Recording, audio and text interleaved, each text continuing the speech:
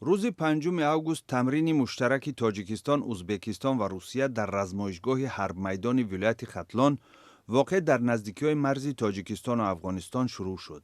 در عرفه تمرین وزارت مدافع روسیه گفت که برای شرکت در این مشق‌ها 1800 افسر و سرباز و 420 عدد تکنیک و مهمات جنگی می‌فرستد. وزارت مدافع تاجیکستان ابراز داشت که در تمرین 300 ماشین زره‌پوش، توپخانه، 25 چرخبال جنگی و نقلیاتی و شماری از هواپیماهای جنگی استفاده می شود. همزمان روسیه در ازبکستان هم با سربازان ازبک تمرین نظامی می گذراند. روز پنجشنبه مسکو اعلام کرد که در تمرین ازبکستان 4 هواپیمای بمب افکن استراتژی اشتراک می کند. با شروع بیرونشوی نیروهای پیمان ناتو از افغانستان در ماه می سال روان، وضع امنیتی افغانستان وخیم شده است. طالبان حمله هایشان را توسعه بخشیده مناطق زیادی را تحت تصرف درآوردند.